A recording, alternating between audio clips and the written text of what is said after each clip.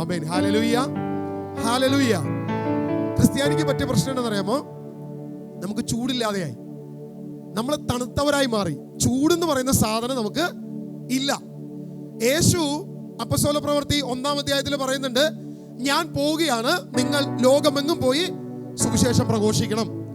ലോകത്തിന്റെ അധികാരം എനിക്ക് നൽകപ്പെട്ടിരിക്കുന്നു. മത്തായി സുവിശേഷം 28-ാം അധ്യായത്തില് അതിന്റെ 19 മുതൽ വചനം പറഞ്ഞിരിക്കുന്നു, ആകയാൽ സ്വർഗത്തിന്റെയും ഭൂമിയുടെയും അധികാരം എനിക്ക് നൽകപ്പെട്ടിരിക്കുന്നു, നിങ്ങൾ പോയി സുവിശേഷം പ്രഘോഷിക്കുവിൻ. നമ്മളിങ്ങനെ തണുത്തുറഞ്ഞിരിക്കും, എന്നെ കൊണ്ട് മേലാന്നേ. അച്ഛന്മാരൊക്കെ പ്രഘോഷിക്കട്ടെ, സിസ്റ്റേഴ്സൊക്കെ പ്രഘോഷിക്കട്ടെ, സുവിശേഷകരൊക്കെ പറയട്ടെ, എന്നെ കൊണ്ട് വയ്യ, ഞാൻ പറയാൻ തയ്യാറല്ല. നമ്മളിങ്ങനെ മസലുടിച്ചിരിക്കും. അപ്പസ്തോലന്മാരിങ്ങനെ മസലുടിച്ചിരുന്നു കുറച്ച് ദിവസം, കുറച്ച് കാലം. ആ ജെറുസലേമിൽ അവർ കാലത്ത് സാധാരണയുള്ള സന്ധ്യാപ്രാർത്ഥനയ്ക്ക് പോകുന്നു, യാമപ്രാർത്ഥനയ്ക്ക് പോകുന്നു, പ്രാർത്ഥിക്കുന്നു, തിരിച്ചു വരുന്നു. ഇങ്ങനെ ആ രീതിയിൽ കഴിഞ്ഞു കഴിഞ്ഞപ്പോൾ കർത്താവിന് മനസ്സിലായി, ഉമ്മാരുടെ മൂട്ടിൽ തീ കൊടുക്കാണ്ടൊന്നും ഉമ്മാരെ അനങ്ങത്തില്ല. അപ്പൊ കർത്താവ് ഒരു കാര്യം ചെയ്തു, സ്തെഫാനോസിനെ അങ്ങോട്ട് ശക്തിപ്പെടുത്തി, ബലപ്പെടുത്തി. അവൻ ശക്തമായി ആത്മാവിൽ സുവിശേഷം പറയാൻ തുടങ്ങി. അപ്പൊ സൗലോട് പറഞ്ഞു, സൗലടാ ചെല്ലേ, എണീക്ക്, എന്നിട്ട് പോയിട്ട് അവനിട്ട് പണി കൊടുക്കാനുള്ള പരിപാടി തയ്യാറാക്കിക്കോളാൻ പറഞ്ഞു. എന്ത് സംഭവിച്ചു? ആ കവാടത്തിന് മുൻപിൽ വെച്ച്, സ്തെഫാനോസ് ഗേറ്റ് എന്ന് പറഞ്ഞിട്ട് സെന്റ് സ്റ്റീഫൻ ഗേറ്റ് ഉണ്ട് ജെറുസലേം കവാടത്തിന്, ഒരു ഗേറ്റ് അങ്ങനെ തന്നെ അറിയപ്പെടുന്നത്. അവിടെ വെച്ച് സ്തെഫാനോസിനെ കല്ലെറിഞ്ഞ് കൊന്നു. പീഡനം അങ്ങോട്ട് തുടങ്ങി. അപ്പോഴാണ് ഈ മൂട്ടിൽ തീ പിടിച്ചവന്മാരൊക്കെ ജെറുസലേമിൽ നിന്നും പതിയെ യൂദായിലേക്കും സമരിയായിലേക്കും പോയി സുവിശേഷം പറയാൻ തുടങ്ങിയത്. സുവിശേഷം ജെറുസലേമിൽ മാത്രം, അതിന് പുറത്തോട്ട് പോയില്ല. എവിടെയാണോ സഭയ്ക്ക് പീഡനം വന്നത്, എവിടെയാണോ സഭയ്ക്ക് പ്രതിസന്ധി വന്നത്, അവിടെയാണ് സഭ പുറത്തേക്ക് ഇറങ്ങാൻ തുടങ്ങിയത്. നിങ്ങൾ ആ അപ്പോസ്തല പ്രവൃത്തി 1 മുതൽ 7 വരെ അധ്യായങ്ങൾ വായിച്ചു കഴിഞ്ഞാൽ സുവിശേഷം പറഞ്ഞു. എവിടെ? ജെറുസലേമിൽ. അവിടെ ആ പെന്തക്കോസ്ത ദിവസം സുവിശേഷം പറഞ്ഞു. അത് കേട്ടവർ പോയി അപ്പുറത്ത് പറഞ്ഞു. പക്ഷെ അപ്പോഴും ദൈവത്തിൽ നിന്നും പ്രാപിച്ചവര് ജെറുസലേമിൽ തന്നെ ചുറ്റിപ്പറ്റി നിന്നു. എപ്പോഴാണോ സ്തെഫാനോസ് കൊല്ലപ്പെടുന്നത്, അപ്പോസ്തല പ്രവൃത്തി 7-ാം അധ്യായത്തിൽ സ്തെഫാനോസ് കൊല്ലപ്പെടുന്ന കാര്യം വായിച്ച് 8-ലേക്ക് നമ്മൾ വരുമ്പോൾ അവിടെ ആദ്യം കാണുന്നത് സുവിശേഷം സമരിയായിലേക്ക് ചെന്നു. അവർ സമരിയായിലേക്ക് സുവിശേഷം പറയാൻ തുടങ്ങി. എവിടെയൊക്കെ സഭ പീഡനമേറ്റോ അവിടെയെല്ലാം സുവിശേഷം വളർന്നു. സുവിശേഷത്തിൻ്റെ വലിയ വളർച്ച നമുക്കവിടെ കാണാൻ സാധിക്കും. എന്നാൽ എവിടെയൊക്കെ സഭ തണുത്തുറഞ്ഞിരുന്നോ അവിടെയെല്ലാം വിശ്വാസം തകർന്നു. സുവിശേഷം പ്രചരിക്കാതെയായി.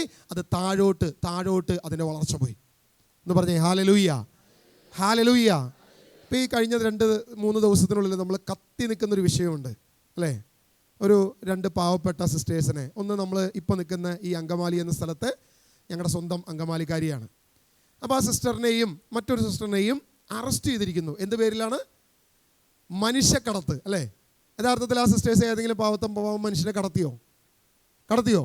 മനുഷ്യക്കടത്ത് എന്നൊരു പേരിലാണ് യഥാർത്ഥത്തിൽ ആ സിസ്റ്റേഴ്സിനെ അറസ്റ്റ് ചെയ്തിരിക്കുന്നത്. അല്ലെങ്കിൽ പരിവർത്തനം നടത്തി, മതപരിവർത്തനം നടത്തി, മനുഷ്യരെ കടത്തി, ഇങ്ങനെയുള്ള ആരോപണങ്ങൾ വെച്ചിട്ടാണ് ഈ പാവം 2 പേരെ ഇന്ന് ജയിലിലാക്കിയിരിക്കുന്നത്. നമ്മുടെ നിയമം അങ്ങനെയാണ്.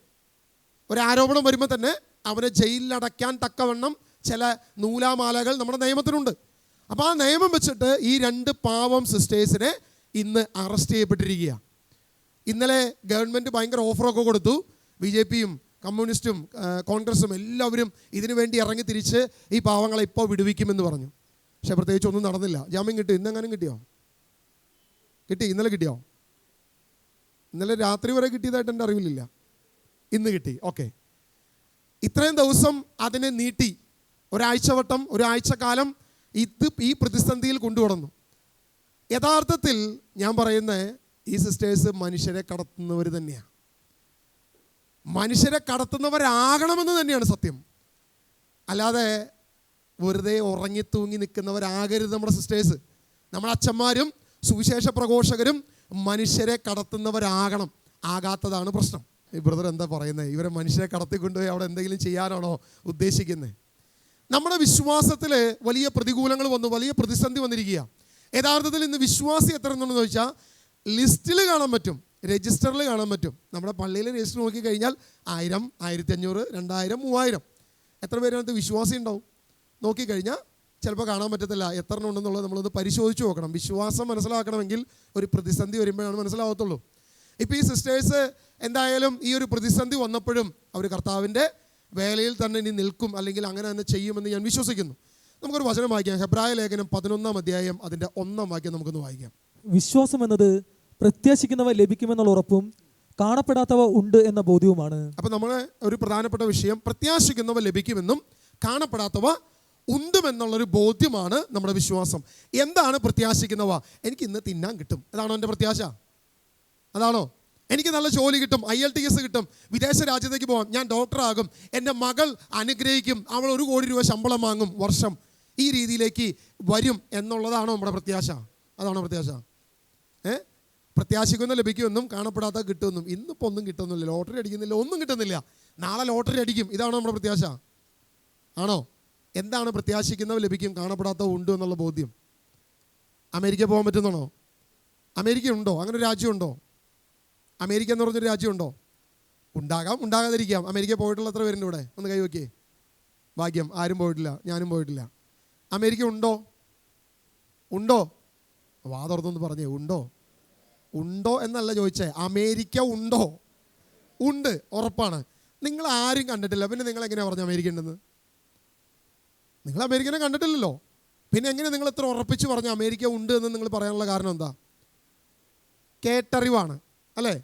അല്ലെങ്കിൽ നമ്മൾ നെറ്റിൽ കണ്ടിട്ടുണ്ട്, വീഡിയോസ് കണ്ടിട്ടുണ്ട്, അമേരിക്ക പോയവർ പറഞ്ഞു, എനിക്ക് അവരെ വിശ്വാസമാണ്, അവരോടുള്ള വിശ്വാസം എനിക്കറിയാം അമേരിക്ക ഉണ്ടെന്നുള്ളൊരു കാര്യം. ഇങ്ങനെ പല കാരണങ്ങളുണ്ട്. ഒന്ന് കേട്ടറിവാകാം, പലരുടെ അനുഭവമാകാം, നമ്മുടെ റിസർച്ചിലാകാം, നമ്മുടെ പരിശോധനകൾ, ഇങ്ങനെ പല രീതിയിൽ ഇങ്ങനെ ഒരു രാജ്യമുണ്ട് എന്ന് നമുക്ക് വലിയ നല്ല ബോധ്യമുണ്ട്. സ്വർഗത്തിൽ പോയി തിരിച്ചു വന്നിരിക്കുന്ന എത്ര പേരുണ്ട് ഇവിടെ? സ്വർഗത്തിൽ പോയി വന്നവർ ആരുമില്ലല്ലോ. ഭാഗ്യത്തിന് ആരുമില്ല, ഞാനുമില്ല. എന്തായാലും എനിക്കും പോകാൻ പറ്റിയിട്ടില്ല. നമുക്ക് ഒരുമിച്ച് പോകാൻ പറ്റുമെന്നുള്ള പ്രത്യാശ എനിക്കുണ്ട്. ആ പ്രത്യാശ യാഥാർത്ഥ്യമാകട്ടെ എന്ന് നമുക്ക് പ്രാർത്ഥിക്കാം. അപ്പോൾ സ്വർഗമുണ്ട് എന്നുള്ളതിന് എന്ത് തെളിവുള്ളേ? വല്ല തെളിവുണ്ടോ? നമ്മുടെ പ്രത്യാശ സ്വർഗമാണല്ലോ അല്ലേ? പ്രത്യാശിക്കുന്നത് ലഭിക്കും, കാണപ്പെടാത്തവ ഉണ്ട്. ഞാൻ കണ്ടിട്ടില്ല സ്വർഗം, പക്ഷെ കാണപ്പെടാത്തവ ഉണ്ട് എന്ന് ഞാൻ വിശ്വസിക്കുന്നു. ആ വിശ്വാസമാണ് എൻ്റെ യഥാർത്ഥ വിശ്വാസം. അതാണ് ഹെബ്രായ ലേഖനം വ്യക്തമായിട്ട് പറയുന്നത്. കാണപ്പെടാത്ത ഉണ്ടെന്നും പ്രത്യാശിക്കുന്നവ ലഭിക്കും, നിത്യജീവൻ, ദൈവരാജ്യം, എൻ്റെ പ്രത്യാശ അത് ലഭിക്കുമെന്നൊരു ബോധ്യം. ഇതാണ് വിശ്വാസം. ആർക്കെങ്കിലും ഉണ്ടോ ഈ പറഞ്ഞ സാധനം? എവിടെ ഇരിക്കുന്ന എത്ര പേർക്കുണ്ട് കാണപ്പെടാത്തവ ഉണ്ട് എന്നും ആ സ്വർഗരാജ്യത്തിൽ ഞാൻ എത്തുമെന്നും പ്രത്യാശയുള്ള എത്ര പേരുണ്ട്? ഒത്തിരി പേരുണ്ട്. അതായത് സ്വർഗം കാണാത്തവരും അമേരിക്ക കാണാത്തവരും അത് ഉണ്ടെന്ന് വിശ്വസിക്കുന്നവരാ. അത് രണ്ടും ഉണ്ട്, അല്ലെങ്കിൽ ലഭിക്കുമെന്ന് വിശ്വസിക്കുന്നവരാ. ഇത് ഒന്നുകിൽ സുവിശേഷത്തിൻ്റെ കേൾവിയിലൂടെ, ദൈവവചനം കേട്ടറിഞ്ഞ കാലത്ത്. ഇതിനു മുമ്പ് ഉണ്ടായിരുന്നോ? ജീസൂഷനിൽ വരുന്നതിന് മുമ്പ് നിങ്ങൾക്ക് ഇങ്ങനെ ഒരു പ്രത്യാശ ഉണ്ടായിരുന്നോ? ഇല്ല. ഇന്ന് എങ്ങനെ പോകാൻ പറ്റും, കപ്പയാണോ കഞ്ഞിയാണോ കിട്ടിയതും വെച്ചിട്ട് എങ്ങനെയെങ്കിലും മുന്നോട്ട് പോകാം എന്ന് ചിന്തിച്ചിരുന്നവരാണ് ഒരു കാലം വരെ അല്ലേ? ഈ ഒരു പ്രത്യാശ വന്നത് ദൈവരാജ്യമുണ്ട്, അല്ലെങ്കിൽ ദൈവരാജ്യത്തിൽ ഞാൻ ചെല്ലും എന്നൊരു പ്രത്യാശ വന്നത് ദൈവവചനം കേട്ട് തുടങ്ങി അന്ന് മുതലാണ് അല്ലേ? ബൈബിൾ വായിച്ചു തുടങ്ങി, സുവിശേഷം കേട്ട് ആ കേൾവിയിലൂടെയാണ് നമ്മിലേക്ക് ഈ ഒരു പ്രത്യാശ വന്നത്. രണ്ട് തരത്തിലുള്ള വിശ്വാസിയുണ്ട്. ഇപ്പോൾ ഇവിടെ ആണുങ്ങൾ ഈ ഭാഗത്തിരിക്കുന്നു, സ്ത്രീകൾ ഈ ഭാഗത്തിരിക്കുന്നു. രണ്ടുപേരും നമ്മൾ തിരിച്ചിരിച്ചിരിക്കുന്നത് എന്തിനു വേണ്ടിയിട്ടാണ്? നമ്മുടെ കംഫർട്ട്നെസ്സിന് വേണ്ടിയിട്ട്. വേറൊരു ഇതൊന്നും ഇല്ലാതിരിക്കാൻ രണ്ട് സൈഡിലേക്ക് നമ്മൾ മാറ്റിയിരുത്തിയിട്ടുണ്ട്. ഇതുപോലെ വിശ്വാസിയെ നമുക്ക് രണ്ട് തരത്തിൽ തിരിക്കാം, രണ്ട് സെക്ഷനായിട്ട് തിരിക്കാം. നിങ്ങൾ ഒരിക്കലും വിചാരിക്കരുത് ഈ സൈഡിലിരിക്കുന്നവരൊക്കെ അങ്ങനത്തെ വിശ്വാസിയാണെന്നല്ല ഞാൻ പറഞ്ഞ് മനസ്സിലാക്കാൻ വേണ്ടി. രണ്ട് തരത്തിലുള്ള വിശ്വാസിയുണ്ട്. ഒന്ന്, പാരമ്പര്യമായി ക്രിസ്ത്യാനിയായി വന്നവർ. അങ്ങനെ വന്നവരൊന്ന് കൈവയ്ക്ക്. ഞാൻ ഇതിനു മുമ്പ് ഇങ്ങനെ ഒരു വിഷയം പറഞ്ഞു പറഞ്ഞാൽ നിങ്ങളുടെ കുറച്ച് കൈയൊക്കെ പൊന്തില്ല എന്ന് എനിക്ക് അറിയാം. എന്തായാലും നിങ്ങളുടെ അപ്പം ക്രിസ്ത്യാനിയായിരുന്നോ? വല്യപ്പൻ ക്രിസ്ത്യാനിയായിരുന്നോ? വല്യപ്പൻ്റെ അപ്പം ക്രിസ്ത്യാനിയായിരുന്നോ? ഒരു 5 തലമുറയായിട്ട് നിങ്ങൾ ക്രിസ്ത്യാനികളാണോ? ഓക്കെ, അപ്പോൾ പാരമ്പര്യ ക്രിസ്ത്യാനികളായിട്ട് നമ്മൾ കടന്നു വന്നവരാണ് പലരും. പുതു ക്രിസ്ത്യാനികൾ എത്ര പേരുണ്ട്? ഈ ഇടയ്ക്ക് ക്രിസ്തുവിനെ സ്വീകരിച്ച് ക്രിസ്ത്യാനിയായി വന്ന പുതു ക്രിസ്ത്യാനികൾ എത്ര പേരുണ്ട്? ഇവിടെ എനിക്ക് തോന്നുന്നു ആരുമില്ല. അങ്ങനെയുള്ളവരുണ്ട്, ആ ഒരു രീതിയുണ്ട്. നമ്മൾ പാരമ്പര്യ ക്രിസ്ത്യാനികൾ നമ്മൾ പറയുന്നൊരു പേരുണ്ട്, ആ പൂ ക്രീക്കു. കേട്ടിട്ടുണ്ടോ? പുരാതന ക്രിസ്തീയ കുടുംബം. ഇപ്പോൾ വിവാഹാലോചന, സാധാരണ മനോരമ പേപ്പറിൽ ഈ വിവാഹാലോചനയ്ക്ക് പരസ്യം കൊടുക്കുകയാണെന്നുണ്ടെങ്കിൽ ഒരു വാക്കിന് ഇത്ര പൈസയാണ്, 40 രൂപ, എത്ര രൂപ കണ്ടാണ് ഒരു വാക്കിന്. അപ്പോൾ വാക്ക് എണ്ണം കുറയ്ക്കുകയും വേണം, എന്ന കാര്യം നടക്കുകയും വേണം. അപ്പോൾ അതിപുരാതന ക്രിസ്തീയ കുടുംബത്തിലുള്ള സുന്ദരനും സുമുഖനുമായ എൻ്റെ മകന് വേണ്ടി ഞാൻ വിവാഹം ആലോചിക്കുന്നു എന്ന് എഴുതുകയാണെങ്കിൽ ഇത്രയും കാശ് കൊടുക്കണേക്കെ ഭേദം ആ പൂ ക്രീക്കു. ഇത് കാണുമ്പോൾ അറിയാം അതിപുരാതന ക്രിസ്തീയ കുടുംബം. തൊട്ടിപ്പുറത്ത് ഇതൊരു വിശ്വാസിയാണ്. ആ വിശ്വാസിയുടെ ഒരു തലമാണ്, പാരമ്പര്യമാണ്, അതിപുരാതന ക്രിസ്ത്യാനിയാണ്. ഇപ്പുറത്തുള്ളവൻ പുതുക്രിസ്ത്യാനിയാണ്. ഈ പുതുക്രിസ്ത്യാനിയെ നമ്മൾ വിളിക്കുന്ന ഓമന പേരുണ്ടല്ലോ. എന്താ പുതുക്രിസ്ത്യാനിയെ വിളിക്കുന്ന ഓമന പേര്? മാർക്കവാസി അല്ലേ? ഒരു മാർഗമില്ലാത്തതുകൊണ്ട് എങ്ങനെയെങ്കിലും ജീവിക്കാൻ വേണ്ടി നടക്കുന്ന ഒരുവനാണ് മാർക്കവാസി. ഈ മാർഗംകളിനെ കുറിച്ച് അങ്ങനെ പറഞ്ഞ് ഞാൻ കേട്ടിട്ടുണ്ട്. മാർക്കവാസി ഇങ്ങനെ വിളിക്കുന്ന, നിങ്ങൾ കേട്ടിട്ടുണ്ടോ എങ്ങനെ പേര്? മാർക്കവാസി എന്ന് വിളിച്ച് കേട്ടിട്ടുണ്ടോ? ഞാൻ കുറേ കേട്ടിട്ടുണ്ട്. എന്തായാലും ഈ വിശ്വാസം അപ്പനിൽ നിന്നാണ് എന്നിലേക്ക് വന്നതെങ്കിൽ അത് വന്നത് ജഡത്തിൽ നിന്നാണ്, ശരീരത്തിൽ നിന്നാണ് അല്ലേ? എൻ്റെ അപ്പം വിശ്വാസിയാണ്, എൻ്റെ അപ്പാപ്പൻ വിശ്വാസിയാണ്, വല്യപ്പൻ വിശ്വാസിയാണ്. ഇങ്ങനൊരു 4, 5, 6 എത്രയോ തലമുറ ക്രിസ്ത്യാനിയായി. തോമാസ് ലീഗ എൻ്റെ വല്യപ്പനെ നേരിട്ട് മാമോദീസ മുക്കിയ ബ്രാഹ്മണ കുടുംബത്തിൽപ്പെട്ടവരാണ് എൻ്റെ കുടുംബം എന്നൊക്കെ നമ്മൾ പലപ്പോഴും പറയാറുണ്ട്. പക്ഷേ തോമാസ് ലീഗ വന്ന കാലത്ത് കേരളത്തിലോട്ട് ഒരു ബ്രാഹ്മണനും ഇല്ല എന്നുള്ളതാണ് സത്യം. ചരിത്രം എഴുതിയവർക്കും അതിനെക്കുറിച്ച് യാതൊരുവിധ ബോധ്യവുമില്ല എന്നുള്ളതാണ് യഥാർത്ഥ സത്യം. തോമാസ് ലീഗ ജീവിച്ചിരുന്ന 1-ാം നൂറ്റാണ്ടാണ്. കേരളത്തിൽ ആദ്യമായ ഒരു ബ്രാഹ്മണൻ വരുന്ന 5-ാം നൂറ്റാണ്ടിന് ശേഷമാണെന്നാണ് കേരള ചരിത്രം പറയുന്നത്. അപ്പോൾ 1-ാം നൂറ്റാണ്ടിൽ ബ്രാഹ്മണർ മാർക്കം കൂടിയ ക്രിസ്ത്യാനികളൊക്കെ ഇവിടെ ഉണ്ട് എന്നുള്ളത് ചില ചരിത്ര പുസ്തകങ്ങൾ പരിശോധിച്ചാൽ നമുക്ക് കാണാൻ പറ്റും. എന്തുമാവട്ടെ, ചോദ്യം ചെയ്യാൻ പാടില്ല, ചരിത്രമാണ്, അതവിടെ നിന്നോട്ടെ. ഇവൻ്റെ വ്യത്യാസം എന്നാണെന്നറിയാമോ? ഈ പാരമ്പര്യ ക്രിസ്ത്യാനി എപ്പോഴും ജഡത്തിൽ നിന്നാണ് അവൻ്റെ വിശ്വാസം വന്നത്. എന്നാൽ പുതു ക്രിസ്ത്യാനിയെ സംബന്ധിച്ച് അവൻ്റെ അപ്പൻ വേറെ ഏതോ വിശ്വാസത്തിലായിരുന്നു, ഒരിക്കലും ക്രിസ്ത്യാനിയൊന്നും ആയിരുന്നില്ല, വേറെ ഏതോ ഒരു തലമായിരുന്നു. പക്ഷേ സുവിശേഷത്തിൻ്റെ കേൾവിയിലൂടെയാണ്, ദൈവവചനത്തിൻ്റെ കേൾവിയിലൂടെയാണ് അവൻ ക്രിസ്തുവിലേക്ക് വന്നത്. അല്ലെങ്കിൽ അവൻ്റെ അനുഭവത്തിലൂടെയാണ് അവൻ എന്ത് ചെയ്തത്? ക്രിസ്തുവിലേക്ക് വന്നത്. ഞാനൊരു ചെറിയ അനുഭവം പറയാം. എൻ്റെ വീട്ടിൽ ഒരു 16 17 വർഷം, ഇനി അത് കൂടുതലാണെന്ന് എനിക്കറിയില്ല, കൃത്യമായിട്ട് ഓർമ്മയില്ല, എൻ്റെ അപ്പൻ്റെ ജോലിയുമായി ബന്ധപ്പെട്ട്, ആ ബിസിനസ്സുമായി ബന്ധപ്പെട്ട് എൻ്റെ വീട്ടിൽ ജോലിക്ക് വേണ്ടി അല്ലെങ്കിൽ സഹായത്തിന് വേണ്ടി വന്നിരുന്ന ഒരു ചേട്ടനുണ്ട്. അദ്ദേഹം തിരുവനന്തപുരത്തുകാരനായിരുന്നു. ഇദ്ദേഹം ഒരു 17 18 വർഷം എൻ്റെ ഭവനത്തിൽ കഴിഞ്ഞ വ്യക്തിയാണ്, എൻ്റെ വീട്ടിൽ കഴിഞ്ഞ വ്യക്തിയാണ്. എൻ്റെ ചെറുപ്പകാലത്ത് സത്യം പറഞ്ഞാൽ ഞാൻ വിചാരിച്ചിരുന്നത് ഇത് എൻ്റെ മൂത്ത ചേട്ടനാണെന്ന് വിചാരിച്ചത്. കുറച്ച് കാലം കഴിഞ്ഞപ്പോൾ എനിക്ക് മനസ്സിലായ ഇങ്ങോട്ട് എൻ്റെ വീട്ടിലല്ല, വേറെ ഏതോ വീട്ടിൽ ജനിച്ച് വളർന്നതാണ്. പിന്നെ എൻ്റെ ചേട്ടൻ ആയി, അല്ലെങ്കിൽ എൻ്റെ വീട്ടിൽ ഒരു അംഗം തന്നെ ആയിട്ടാണ് അദ്ദേഹം കഴിഞ്ഞത്. അദ്ദേഹം വിവാഹം കഴിഞ്ഞ് ഭാര്യയുമായി വന്ന് താമസിച്ചതുപോലും ഞങ്ങളുടെ വീട്ടിൽ തന്നെ അപ്പോഴും. അതിനുശേഷമാണ് പിന്നീട് മറ്റൊരു ഭവനം പണിയുകയും മറ്റൊരു വീട്ടിലേക്ക് മാറുകയും ചെയ്തത്. നിങ്ങൾ ശ്രദ്ധിച്ചോ, 18 വർഷത്തോളം ഞങ്ങളുടെ ഭവനത്തിൽ, 18 16 എത്ര കൃത്യം എനിക്ക് ഓർമ്മയില്ല, അത്രയും വർഷം നിന്ന് ഈ ചേട്ടൻ, ഞങ്ങൾ അന്ന് ഈ പറയുന്ന ബൈബിൾ അറിയത്തില്ല, സുവിശേഷം അറിയത്തില്ല, വേറെ ഒന്നും അറിയത്തില്ല നമുക്ക്. പക്ഷേ അവരുടെ അനുഭവം കൊണ്ട് അദ്ദേഹം ഒരു തീരുമാനമെടുത്തു, ഒരു ശ്രേഷ്ഠമായൊരു തീരുമാനം, ക്രിസ്തീയ മാർഗം സ്വീകരിക്കാം. അദ്ദേഹവും അദ്ദേഹത്തിൻ്റെ ഭാര്യയും 2 പേരും ക്രിസ്തീയ വിശ്വാസം സ്വീകരിച്ച് ക്രിസ്ത്യാനിയായി മാറി. ഞങ്ങൾ സുവിശേഷം പറഞ്ഞിട്ടല്ല, ഞങ്ങൾ വചനം കുറേ കൊടുത്തിട്ടല്ല, ഞങ്ങളുടെ ഭവനത്തിലും ഞങ്ങളുടെ ചുറ്റുപാടും ഇദ്ദേഹം ഇത്രയും വർഷം ജീവിച്ചപ്പോൾ ആ ഹൈന്ദവ വിശ്വാസത്തിൽ നിന്നും ക്രിസ്തുവിൻ്റെ വിശ്വാസത്തിലേക്ക് അദ്ദേഹം വന്നു. 2 മക്കളും ഇവർ 4 പേരും ക്രിസ്തീയ വിശ്വാസത്തിൽ വന്നു, വളർന്നു, ജീവിച്ചു. വർഷങ്ങൾക്ക് ശേഷം മകളുടെ വിവാഹത്തിൻ്റെ കാലം വന്നപ്പോൾ ചേട്ടൻ നേരെ തിരിഞ്ഞ് ചിന്തിക്കാൻ തുടങ്ങി. ഹൈന്ദവ വിശ്വാസത്തിലേക്ക് ഈ മകളെ വിവാഹം ചെയ്തു കൊടുക്കുന്ന ആലോചനയിലേക്ക് വന്നു.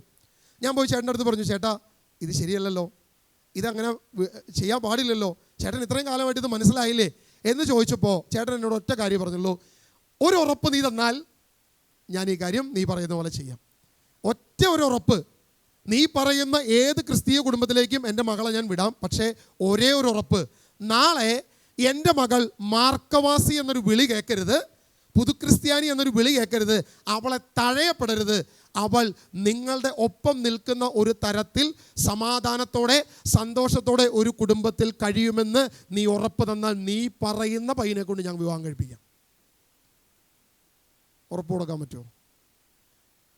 നമുക്ക് ഇന്നലെ കണ്ടവനെ അല്ലെങ്കിൽ വർഷങ്ങൾ നമ്മളെ കൂടെ വന്നവനെ വിശ്വസിക്കാൻ പറ്റാത്ത കാലമാണ് നമ്മളിപ്പോൾ. അപ്പോൾ ഒരുത്തനെ പിടിച്ച് ഞാൻ ഈ പെങ്കൊച്ചനെ കെട്ടിച്ചു കൊടുത്താൽ എനിക്ക് ഉറപ്പ് പറയാൻ പറ്റുമോ? ഏതെങ്കിലും തരത്തിൽ എനിക്ക് ഉറപ്പ് പറയാൻ പറ്റുമോ? ഒരു സമാധാനത്തിൽ ജീവിക്കും, സന്തോഷത്തിൽ ജീവിക്കും എന്ന് പറയാൻ പറ്റുമോ? മനുഷ്യരാണ്, എന്താവുമെന്ന് നമുക്കൊരു ഉറപ്പില്ല. ഞാനൊരു ഉറപ്പും കൊടുക്കാൻ പോയില്ല. അങ്ങനെ ആ പെൺകുട്ടി ഒരു വിവാഹം കഴിച്ച് ഇന്ന് സന്തോഷത്തോടെ ജീവിക്കുന്നുണ്ട്, വേറെ പ്രശ്നമൊന്നുമില്ല. ഇവിടെ എന്താ പറ്റിയത്? എവിടെയാണ് പ്രശ്നം വന്നത്? അതായത് വർഷങ്ങളോളം ഒരുപാട് സുവിശേഷം കേട്ടിട്ടല്ല, എന്നാൽ സുവിശേഷം അനേകരുടെ ജീവിതത്തിൽ കണ്ട് യേശുവിൻ്റെ സ്നേഹത്തെ അനുഭവിച്ചറിഞ്ഞ് അവരൊരു ഗ്രേറ്റ് ആയിട്ടുള്ള തീരുമാനമെടുത്തു, ക്രിസ്തുവിൻ്റെ പാതയിൽ പോകാം, യേശുവിൻ്റെ വചനം കേൾക്കാം, യേശുവിൻ്റെ വിശ്വാസിയായി മാറാം. അങ്ങനെ പോയി കത്തോലിക്ക സഭയിൽ എൻ്റെ ഇടവകയിൽ 2 പേരും 2 മക്കളും, എൻ്റെ അപ്പനും അമ്മയും ആ കുഞ്ഞുങ്ങളെ മാമോയിസ മുക്കാൻ ഇതായിട്ട് നിന്നത്, അതായത് തലോട്ടപ്പനും തലോട്ടമ്മയായിട്ട് നിന്നത് എൻ്റെ അപ്പനും അമ്മയായിരുന്നു. ഇത്രയും നല്ല രീതിയിലേക്ക് ഇത് വന്നു. 10 വർഷം 12 വർഷം കാറ്റീസം പഠിച്ചു. ഇതെല്ലാം കഴിഞ്ഞിട്ട് നേരെ തിരിച്ചു പോകുമ്പോൾ എവിടെയാണ് ഇവിടുത്തെ പ്രശ്നമെന്ന് നമ്മൾ ചിന്തിക്കണം. നമ്മളിൽ തന്നെ ഈ പ്രശ്നം കിടക്കുന്നത്. ഇപ്പോഴും വിശ്വാസത്തിൽ വന്നവനെ സഹോദരനായി നമുക്ക് കാണാൻ പറ്റുന്നില്ല. അപ്പോഴും നമ്മൾ അവനെ എന്ത് ചെയ്യുന്നത്? മാർക്കവാസി എന്ന് വിളിക്കുക. മറ്റവൻ നമ്മൾ ഭയങ്കര ശ്രേഷ്ഠനാണ്, നമ്മളിങ്ങനെ ഉയർത്തി നിർത്തും. പക്ഷെ അവൻ്റെ വിശ്വാസം എവിടെ നിന്ന് വന്നേ? അവൻ്റെ പിതാവിൽ നിന്നാണ് വരുന്നത്. ഇതെന്താ പ്രശ്നം എന്നറിയാമോ? അവൻ പുറമേ ക്രിസ്ത്യാനിയാ, അവൻ അകമേ യഹൂദനാ. ഈ മനോഭാവം യഹൂദർക്കുള്ള മനോഭാവമാണ്. നമ്മുടെ ഇവിടെ കേരളത്തിൽ തന്നെ ഒരു ക്രിസ്തീയ സമൂഹമുണ്ട്, ക്നാനായ സമൂഹം. ആരെങ്കിലും കേട്ടിട്ടുണ്ടോ? ദൈവത്തെ ഓർത്ത് ഇവിടെ ആരെങ്കിലും ഉണ്ടോ? ആരെങ്കിലും ഉണ്ടോ? ഉണ്ടോ? അല്ല, യൂട്യൂബിൽ കൂടെ തെരുവിളി കേൾക്കാം, ഇവിടെ വെച്ചിട്ട് കേൾക്കാൻ പറ്റാത്തതുകൊണ്ടാണ്. ക്നാനായ സമൂഹത്തിൻ്റെ പ്രത്യേകതയുണ്ട്. ക്നാനായ സമൂഹത്തിൽ നിന്ന് പുറത്തേക്ക് വിവാഹം ചെയ്തു കൊടുക്കൂല, പുറത്തു നിന്നിട്ട് സ്വീകരിക്കത്തില്ല. അവരൊരിക്കലും ഒരാളെയും അതിലേക്ക് സ്വീകരിക്കുന്നില്ലെങ്കിൽ പിന്നെ എന്ത് സുവിശേഷം അതിനത്? അവിടെ എവിടെ സുവിശേഷമുള്ളേ? അതായത് ഒരുവൻ ആ പറയുന്ന ക്രിസ്തീയ ജീവിതം നയിക്കുകയോ പറയുന്ന സുവിശേഷമോ ഒരു വ്യക്തി കേട്ട് കഴിഞ്ഞാൽ അവന് ക്രിസ്ത്യാനി ആവാൻ വല്ല അവകാശമുണ്ടോ? ഈ ക്നാനായ സമൂഹം സുവിശേഷം പറയാൻ പറ്റുമോ അവർക്ക്? എടാ, സ്വന്തം സമൂഹത്തിലേക്ക് ഒരുവനെ എടുക്കാൻ പറ്റില്ലെങ്കിൽ, ഒരുവനെ ക്രിസ്ത്യാനിയാക്കാൻ പറ്റുന്നില്ലെങ്കിൽ, സഹോദരനായി സ്നേഹിക്കാൻ പറ്റുന്നില്ലെങ്കിൽ പിന്നെ അവൻ എന്ത് സുവിശേഷം പ്രസംഗിക്കുന്നത്? AD 357 എങ്ങാണ്ട് കപ്പൽ കയറി ഇവിടെ വന്നു എന്നൊക്കെ പറയുന്നുണ്ട്. പക്ഷേ എന്ത് സുവിശേഷമായി പറയുന്നത്? സ്വന്തം സമൂഹത്തിലേക്ക് സഹോദരനായി കൂട്ടാൻ പറ്റില്ലെങ്കിൽ അവനെ ക്രിസ്ത്യാനിയായി കൂട്ടാൻ പറ്റില്ല. അവൻ ആരാണ്? അവൻ യഹൂദനാണ്, അതിൻ്റെ അപ്പുറത്തോട്ടൊന്നുമില്ല. അതായത് പുറമേ ക്രിസ്ത്യാനി, അകമേ യഹൂദൻ. ഇതാണ് അവൻ്റെ പ്രധാനപ്പെട്ട പ്രശ്നം. പുറമെ നോക്കുമ്പോൾ അവൻ ക്രിസ്ത്യാനിയാണ്, പക്ഷേ അകമേ അവനൊരു തികഞ്ഞ യഹൂദനാണ്. ഇതാണ് ലൂക്കാ സുവിശേഷം അതിൻ്റെ 18-ാം അധ്യായം അതിൻ്റെ 9-ാം വാക്യത്തിൽ ദൈവവചനം അങ്ങനെയുള്ളവരോട് പറയുന്നൊരു കാര്യമുണ്ട്. നമുക്കതൊന്ന് വായിക്കാം. ലൂക്കാ 18:9 മുതൽ വായിക്കാം. തങ്ങൾ നീതിമാന്മാരാണെന്ന് എന്ന ധാരണയിൽ തങ്ങളിൽ തന്നെ ആശ്രയിക്കുകയും മറ്റുള്ളവരെ പുച്ഛിക്കുകയും ചെയ്യുന്നവരോട് അവൻ ഈ ഉപമ പറഞ്ഞു. ഇതാണല്ലോ ഞാനിപ്പോൾ ഇത്ര നേരം പറഞ്ഞൊരു കാര്യം. അതായത് ഞങ്ങൾ അതിപുരാതന ക്രിസ്ത്യാനികളാണ്, ഞങ്ങൾ നീതിമാന്മാരാണ്, ഞങ്ങൾ ശ്രേഷ്ഠരാണ്. 357 ഞങ്ങൾ കേരളത്തിലേക്ക് വന്നവരാണ്, ഞങ്ങളുടെ ബ്ലഡ് അത്രയും പ്യൂരിഫൈഡ് ആണ്, യഹൂദൻ്റെ ബ്ലഡാണ് എന്ന് പറയുന്ന ഒരു ടീം. നമ്മൾ ക്നാനായക്കാരെ കളിയാക്കുമ്പോൾ നമ്മൾ മോശക്കാരൊന്നുമല്ലേ, നമ്മൾ അതിനേക്കാളും പുലികളാ. നിങ്ങളുടെ മക്കളെ പുതുക്രിസ്ത്യാനിക്ക് കെട്ടിച്ചു കൊടുക്കുമോ? ഞാൻ എൻ്റെ ഒരു സുഹൃത്തിന് വേണ്ടി ഒരാളെ ഞാനൊന്ന് കല്യാണം ആലോചിച്ചതാണ്. ഒരു 2 ദിവസത്തേക്ക് എനിക്ക് എന്താ പറയുക, ഭക്ഷണം പോലും കഴിക്കാൻ പറ്റാത്ത സാധനം എനിക്ക് കിട്ടി. എൻ്റെ ഒരു സുഹൃത്തിന് വെറുതെ ഒരു കല്യാണാലോചന. ആ പാവമാണെങ്കിൽ ഇത്തിരി കറുത്തിട്ടാണ് ആ പാവം പെങ്കൊച്ച്. ഞാൻ വെറുതെ ഒരു ആലോചന വെച്ചതാ. എടുത്തു വയ്ക്കാൻ പറഞ്ഞത്, കണ്ട മാർക്കവാസികളൊന്നും എനിക്കൊന്നും കൊണ്ടുതരരുത് പറഞ്ഞു. ചെറുപ്പക്കാരനാണ്, ഭയങ്കര യാഥാസ്ഥിതിക സ്വഭാവം, എല്ലാവരെയും സ്നേഹിക്കണം. ജീസസ് വിഷൻ്റെ ധ്യാനത്തിന് വന്നിട്ട് ഇവൻ പറഞ്ഞൊരു കാര്യമുണ്ട്. ജീസസ് വിഷൻ്റെ ധ്യാനം ഭയങ്കര കഠിനമാണ്, ലിബറലായിട്ടൊന്നുമല്ല പറയുന്നത്. ഇത്രയും കട്ടിക്കൊന്നും പറയാൻ പാടില്ല, എല്ലാവരെയും നമ്മൾ സ്നേഹിച്ച് പറയണം. അതായത് ഇങ്ങനെ തലോടി കൊടുക്കണം എപ്പോഴും. അവന് ശക്തമായ വാക്കുകളൊന്നും അവന് ഇഷ്ടപ്പെടത്തില്ല എന്ന് പറഞ്ഞവനാ. പക്ഷേ സ്വന്തം കാര്യം വന്നപ്പോൾ ഒരു തലോടലുണ്ടായില്ല. എടുത്തഴിക്ക് എൻ്റെ മുഖത്ത് നോക്കിയിട്ട് അടിച്ചില്ല എന്ന് മാത്രമേ ഉള്ളൂ, ബാക്കിയുള്ള രീതിയിലായിരുന്നു സംസാരിച്ചത്. ഒരു കല്യാണം ആലോചിച്ചതാ, ഞാൻ വേറെ ഒന്നും ചെയ്തില്ല. നല്ലൊരു പെങ്കൊച്ചിനെ അവന് കല്യാണം ആലോചിച്ചു. ഈ ഒരു തെറ്റേ ഞാൻ ചെയ്തുള്ളൂ. അതായത് ആ പെങ്കൊച്ച് 2 തലമുറ മുമ്പെങ്ങാണ്ട് ക്രിസ്തീയ സമൂഹത്തിലേക്ക് വന്നതാണ് എന്നുള്ളതാണ് ഇവൻ ഒറ്റയടിക്ക് പറഞ്ഞത്. അവർ പേഴ്സണലി അറിയുന്ന ആളൊന്നുമല്ല കേട്ടോ, കാഴ്ചയിൽ നിന്നും കണ്ടിട്ട്, ആ കളറൊക്കെ കണ്ടിട്ടേ, ഇതൊക്കെ കണ്ടിട്ട് എടുത്ത വഴിക്ക് പറഞ്ഞതാ. അപ്പോൾ തങ്ങൾ എന്തോ വലിയവരാണ്, നീതിമാന്മാരാണ് എന്ന ധാരണയിൽ തങ്ങളിൽ തന്നെ ആശ്രയിക്കുകയും മറ്റുള്ളവരെ പുച്ഛിക്കുകയും ചെയ്യുന്നവരോട് അവൻ ഈ ഉപമ പറഞ്ഞു. ഈ വിധവ കാണിക്ക കൊണ്ടുവന്നിട്ടിപ്പോൾ അത് കണ്ടിട്ട് പറഞ്ഞതാണോ യേശു? വിധവ കാണിക്ക കൊണ്ടുവന്നിട്ടിപ്പോൾ ആ കാണിക്ക കൊണ്ടുവന്നിടുന്നത് കണ്ടു പറഞ്ഞതാണ് യേശു. ഇത് കണ്ടു പറഞ്ഞതല്ല, ഇത് ഉപമയാണ്. ശ്രദ്ധിക്കുക. അതായത് അവിടെയുള്ള ഫരിസേയരായിട്ടുള്ള ആളുകളെ, അവിടെയുള്ള തങ്ങൾ എന്തോ കേമന്മാരാണ്, ഇപ്പോൾ യേശു ഈ ഉപമ പറഞ്ഞപ്പോൾ ഇങ്ങനെ പറഞ്ഞിട്ടുണ്ടാവുമോ? പ്രിയപ്പെട്ടവരെ, നിങ്ങളിൽ നീതിമാന്മാരാണെന്ന് സ്വയം ചിന്തിക്കുകയും നിങ്ങൾ മറ്റുള്ളവരെ പുച്ഛിക്കുകയും ചെയ്യുന്ന നിങ്ങളോട് ഞാനൊരു ഉപമ പറയട്ടെ. അങ്ങനെ ഒരു ഇൻട്രൊഡക്ഷൻ കൊടുത്തിട്ടായിരിക്കും ഉപമ പറഞ്ഞേ? ആയിരിക്കുമോ? അപ്പോൾ ഈ വാക്ക് ആരുടെ ആയിരിക്കും? തങ്ങൾ നീതിമാന്മാരെന്ന ധാരണയിൽ തങ്ങളിൽ തന്നെ ആശ്രയിക്കുകയും മറ്റുള്ളവരെ പുച്ഛിക്കുകയും ചെയ്യുന്നവരോട് അവൻ ഈ ഉപമ പറഞ്ഞു. ഈ വാക്ക് ആരുടെ ആയിരിക്കും? ലൂക്കാ സുവിശേഷൻ്റെ ഒബ്സർവേഷനാണ് അല്ലേ? ലൂക്കാ സുവിശേഷൻ്റെ ഒബ്സർവേഷനിൽ അങ്ങനെ ഒരു വാക്ക് എഴുതണമെങ്കിൽ ദൈവത്തിൻ്റെ ആത്മാവിൽ പ്രേരിതവുമാണ്. അല്ലാതെ ദൈവത്തിൻ്റെ ആത്മാവ് പ്രേരിതമല്ലാതെ ലൂക്കയ്ക്ക് സ്വന്തം തോന്നൽ എഴുതാൻ പറ്റുമോ? എഴുതാൻ പറ്റത്തില്ല. അപ്പോൾ ദൈവവചനം വ്യക്തമായിട്ട് പറയുകയാണ്, യഹൂദരുടെ ചിന്താഗതി ഇതായിരുന്നു, അവരുടെ പുച്ഛഭാവം ഇങ്ങനെയായിരുന്നു, തങ്ങളിൽ തന്നെയുള്ള ആശ്രയമായിരുന്നു, മറ്റുള്ളവരൊക്കെ മോശക്കാരാണ് എന്നൊരു ചിന്ത അവർക്ക് പൊതുവേ ഉണ്ടായിരുന്നു. അവരോട് കർത്താവ് ഒരു ഉപമ പറയുക, ഒരു മെറ്റഫോറിക്കായിട്ടൊരു കാര്യം പറയുക. താഴോട്ട് വായിച്ചോ. രണ്ടുപേർ പ്രാർത്ഥിക്കാൻ ദേവാലയത്തിലേക്ക് പോയി. ഒരാൾ ഫരിസേയനും മറ്റേയാൾ ചുങ്കക്കാരനും. നമ്മുടെ 2 സെക്ഷനായിട്ട് ഇരിക്കുന്ന പോലെ ഈ സൈഡിലിരിക്കുന്നവർ ഫരിസേയരും ഈ സൈഡിലിരിക്കുന്നവർ എന്തൊരു സന്തോഷമാണ് ചേച്ചിമാർക്ക്, ഞങ്ങളൊക്കെ ചുങ്കക്കാരുടെ ഭാഗത്താണ്. അവിടെ ഇരിക്കട്ടെ. ചുങ്കക്കാരുമായിട്ട് ഞാൻ പ്രാർത്ഥിക്കാൻ പോയി. എന്നിട്ട് എന്ത് പ്രാർത്ഥിച്ചു? ഫരിസേയൻ നിന്നുകൊണ്ട് ഇങ്ങനെ പ്രാർത്ഥിച്ചു, ദൈവമേ, ഞാൻ നിനക്ക് നന്ദി പറയുന്നു, എന്തെന്നാൽ ഞാൻ അക്രമികളും നീതിരഹിതരും വ്യഭിചാരികളുമായ മറ്റു മനുഷ്യരെ പോലെയോ ഈ ചുങ്കക്കാരനെ പോലെയോ അല്ല. നല്ല പ്രാർത്ഥനയാ. ആദ്യം ദൈവത്തിന് നന്ദി പറയായിരുന്നു. ദൈവത്തിന് നന്ദി പറയായിരുന്നു. ഒരു ചുങ്കക്കാരനാക്കി എന്നെ മാറ്റിയില്ലല്ലോ കർത്താവേ, ഒരു കള്ളു കച്ചവടക്കാരനാക്കി എന്നെ മാറ്റിയില്ലല്ലോ കർത്താവേ, പാപത്തിൽ നിന്ന് എന്നെ വിടുവിച്ചുള്ള കർത്താവേ, എന്നെ വിശുദ്ധനാക്കി അല്ലേ? അങ്ങനെയല്ല പ്രാർത്ഥന. നിങ്ങളൊന്നോട് വായിച്ചോ, ആ പ്രാർത്ഥന വായിച്ചോ. ഫരിസേയർ നിന്നുകൊണ്ട് ഇങ്ങനെ പ്രാർത്ഥിച്ചു, ദൈവമേ, ഞാൻ നിനക്ക് നന്ദി പറയുന്നു. നന്ദിയാണ് ആദ്യം, നന്ദി പറഞ്ഞുകൊണ്ട് തുടങ്ങുന്നത് ഫരിസേയന്റെ പ്രാർത്ഥന. എന്നിട്ട് അടുത്തത്, എന്തെന്നാൽ ഞാൻ അക്രമികളും നീതിരഹിതരും വ്യഭിചാരികളുമായ മറ്റു മനുഷ്യരെ പോലെയോ ഈ ചുങ്കക്കാരനെ പോലെയോ അല്ല. അതായത് ഇവിടെ ഇരിക്കുന്ന കുറെ എണ്ണം വ്യഭിചാരികളാണ്, കുറെ എണ്ണം അക്രമികളാണ്. വീണ്ടും എന്താ പറഞ്ഞിരിക്കുന്നത്? വായിച്ചോ, ഒന്നുകൂടി വായിച്ചോ. എന്തെന്നാൽ അക്രമികളും നീതിരഹിതരും, നീതിയില്ലാത്തവര്, യാതൊരുവിധ നീതിയില്ല, നീതിരഹിതരായ ആളുകള്, അക്രമികളായ ആളുകള്, അതുപോലെ തന്നെ വ്യഭിചാരിയായ ആളുകള്. എന്നിട്ട് അടുത്ത വാക്യം വായിച്ചോ. മറ്റു മനുഷ്യരെ പോലെയോ ഈ ചുങ്കക്കാരനെ പോലെയോ. അതുകൊണ്ട് ഇതായിരിക്കണവനല്ലേ പൈസ അടിച്ചു മാറ്റുന്നവൻ, ചാരിറ്റി ഫണ്ട് അടിച്ചു മാറ്റുന്ന ചുങ്കക്കാരൻ അവൻ, അവനെ പോലെയോ അല്ല, ഞാൻ നീതിമാനാണ് എന്ന് പറഞ്ഞുകൊണ്ട് അവൻ ദൈവസന്നിധിയിൽ പ്രാർത്ഥിക്കുക. വായിച്ചോ, താഴോട്ട് വായിച്ചോ. ഞാൻ ആഴ്ചയിൽ 2 പ്രാവശ്യം ഉപവസിക്കുന്നു. അതായത് അവന്റെ ക്യാരക്ടർ സ്റ്റഡി അവൻ 4 കാര്യങ്ങളാണ് വെച്ചത്. ഒന്ന്, ഞാൻ അക്രമിയല്ല, നീതിരഹിതനല്ല, വ്യഭിചാരിയല്ല, ചുങ്കക്കാരനല്ല. അതാണ് അവന്റെ ക്യാരക്ടർ. രണ്ടാമത് അവന്റെ ക്വാളിറ്റീസ് പറയുക, ഞാൻ ആഴ്ചയിൽ 2 പ്രാവശ്യം ഉപവസിക്കും, ചൊവ്വയും വെള്ളിയും ഞാൻ കൃത്യമായിട്ട് ഉപവസിക്കാറുണ്ട്. രണ്ടാമത്, ഞാൻ സമ്പാദിക്കുന്ന സകലത്തിന് കൃത്യമായി ചാരിറ്റി, ദശാംശം ഞാൻ കൊടുക്കാറുണ്ട്, കൃത്യമായി ഞാനത് ചെയ്യാറുണ്ട്. ഇത് 2 ഞാൻ ചെയ്യാറുണ്ട്. എന്നിട്ട് അവൻ പ്രാർത്ഥിക്കുകയാണ്. ആ ചുങ്കക്കാരനാകട്ടെ ദൂരെ നിന്ന് സ്വർഗത്തിലേക്ക് കണ്ണുകൾ ഉയർത്താൻ പോലും ധൈര്യപ്പെടാതെ മാറത്തടിച്ചുകൊണ്ട്, ദൈവമേ, പാപിയായ എന്നിൽ കനിയണമേ എന്ന് പ്രാർത്ഥിച്ചു. ചുങ്കക്കാരന്റെ പ്രാർത്ഥന വേറൊന്നുമില്ല, കർത്താവ് ഞാൻ പാപിയാ, എനിക്ക് വേറൊന്നും പറയാനില്ല, വേറെ ആരെയും സമപ്പെടുത്താനില്ല, ആരെയും കമ്പാരിസൺ ചെയ്യാനില്ല, അവനെ പോലെ അല്ല എന്ന് പറയാനില്ല, ഇവനെ പോലെ അല്ല എന്ന് പറയാനില്ല. യാതൊരു വിധത്തിലുള്ള ഒരു അളവുകോലും വെച്ച് എന്നെ അളക്കണ്ട. കാരണം ദൈവത്തിന് എന്നെ അറിയാം. ദൈവത്തിന്റെ മുമ്പിൽ നമ്മുടെ ക്വാളിറ്റി അങ്ങോട്ട് പറയേണ്ട കാര്യമുണ്ടോ? ഈ ചുങ്കക്കാരൻ 2 ദിവസം ഉപവസിക്കുന്നത് ദൈവം കാണുന്നുണ്ടല്ലോ അല്ലേ? ദൈവത്തിന് കണ്ണില്ലായി ഒന്നുമില്ലല്ലോ.